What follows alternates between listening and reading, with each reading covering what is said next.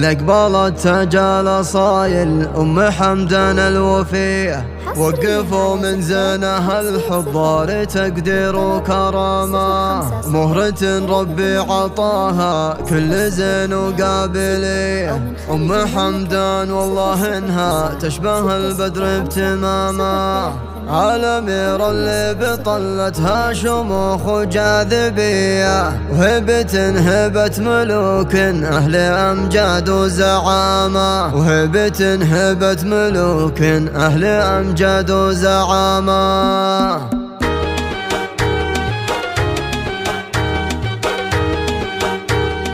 حصريا على زفات لك بلد تجال صايل أم حمدان الوفية، وقفوا من زينها الحضار تقدير وكرامة، مهرة ربي عطاها كل زين وقابلية. أم حمدان والله إنها تشبه البدر بتمامه، عالمير اللي بطلتها شموخ وجاذبية، هبة ملوك أهل أمجاد وزعامة، هبة ملوك أهل أمجاد وزعامة.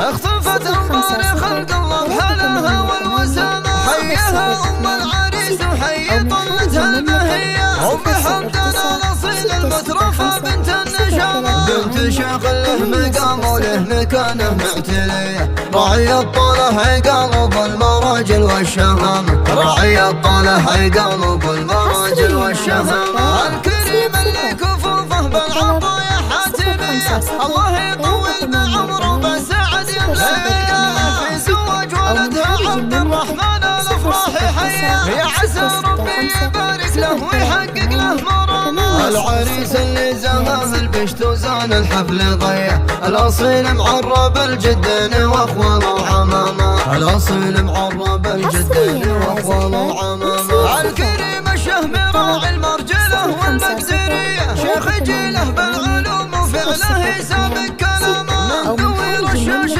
راعي للكرم والمرحميه، عزوة وساس طيب والفخر طال وسلامه، جنبه اخوانه حزامه واسنده في كل هيه، يا عسى الله ما يفرق شمل من لطي بهامه، يا عسى الله ما يفرق شمل من لطي بهامه. في خوات الزين كله والوصوف اليوسفيه، النجوم اللي تجلي نورها وزاح العتمه، ام بكر حسنها فارق على كل البريه، والامير ام علي تاج الجمال والوسامه. والختام الله يديم افراحكم صبح وعشيه، والسعاده بالكم والخير يقبلك الغمامه، والسعاده بالكم والخير يقبلك الغمامه.